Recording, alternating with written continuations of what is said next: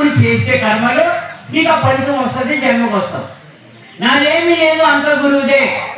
ఎందుకంటే మనం కల్మన జన్మలు గురువుకు సమర్పించాం కదా, అప్పుడే మనం లేము కదా. కాబట్టి నాదేమీ లేదు, అంత గురువుదే అనుకుంటూ నువ్వు కర్మ చేసినప్పుడు నీకు కర్మ రాదు, మళ్ళీ జన్మకు రావు. అది మన సిద్ధాంతం. అయితే ఇక్కడ నాయన గారు అడిగింది ఏంటంటే, అన్నిటికీ మూలకారం ఓంకారమే కదా, ప్రణవం. ఓంకారం అంటే ప్రణవం. ఈ సృష్టి అంతా ప్రణవం నుంచే వచ్చింది, ఈ సృష్టి అంతా ఓంకారం నుంచే వచ్చింది. మరి అలాంటి ఓంకారాన్ని మనం రహితము అంటున్నాం, లేదు అంటున్నాం.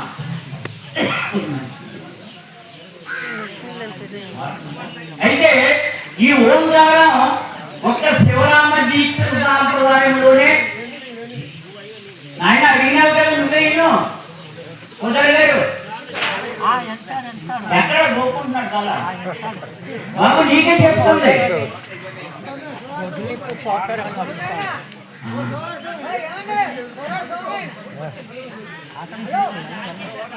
నీకే చెప్తుంది.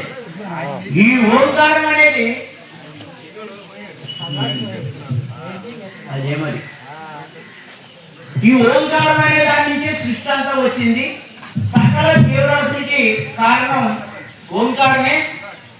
ఈ ఓంకారానికి మించింది లేదు. ఓంకారం నుంచే బ్రహ్మ విష్ణు మహేశ్వరుడు కూడా వచ్చారు. ఓంకారం నుంచే సృష్టి వచ్చింది. ఓంకారానికి మించింది లేదనేది మతవాదులకు ముఖ్యం. ఈ యొక్క బ్రహ్మ విష్ణు మహేశ్వరుడు, గురు బ్రహ్మ గురు విష్ణు గురు దేవో మహేశ్వర గురు సాక్షాత్ పరబ్రహ్మ తస్మై శ్రీ గురవే నమః. ఈ బ్రహ్మ విష్ణు మహేశ్వరులు అందరూ కూడా పరబ్రహ్మనే ఇచ్చారు. పరబ్రహ్మమే సద్గురు, సద్గురు నుంచే ఈ సృష్టి అంతా వచ్చింది. కాబట్టి మన అఖిల సాంప్రదాయంలో జన్మరహితం అంటే జనన మరణ భ్రాంతి రహితానికి శివరామ దీక్షలు ఏమన్నారంటే, ఓంకి సృష్టికి మూల కారణం ఓం కాబట్టి ఇటుపక్క సున్నా పెట్టారు. ఇటుపక్క సున్నా ఉంటుంది, ఇటుపక్క సున్నా ఉంటుంది. అప్పుడు దాన్ని నువ్వు ఏం ఓం అని పలకలేవు.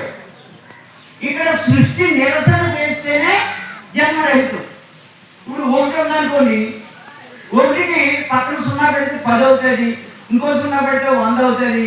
అలా సున్నాలు పెట్టుకుంటే 1000, 10,000, 1,00,000, 10 లక్షలు అలాగ అవుతుంది. మరి ఒకటికి ఇటుపక్క సున్నా పెట్టి ఇటుపక్క సున్నా పెట్టినప్పుడు దాన్ని 10 అనగలవా? అనలేదు. ఇటు సున్నాలు పెట్టుకుంటే వెళ్తే ఇటు సున్నాలు పెట్టుకుంటే వెళ్తే దానికి 10 అనలేవు, ఏమనలేవు, ఒకటే ఉంటుంది. ఆ ఒకటే ఓంకారము అని, సృష్టికి మూల కారణం అని మతవాదులు చెప్తారు.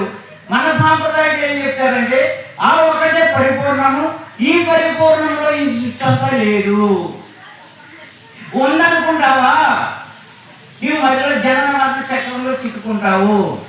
కాబట్టి ఈ సృష్టే లేదు. ఎందుకంటే మన పూర్ణ బోధలో మూలం లేని గుర్తెరిగే శరీరం ఏమీ లేదు, కళలో తోచిలాంటిదని మనం చెప్పాలి. కాబట్టి ఇది పూర్ణ బోధ తెలిసిన వారికి అర్థమవుతుంది. కాబట్టి మరి దాన్ని వివరణ చేయడానికి అవ్వదు సభల్లోనూ.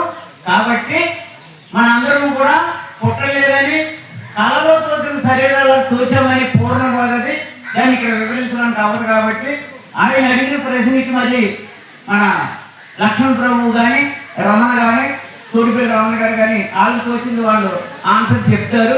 మరి చక్కగా విన్న మీ అందరికీ కూడా ధన్యవాదాలు అర్పిస్తూ విరమిస్తున్నా. జై సద్గురునాథ్.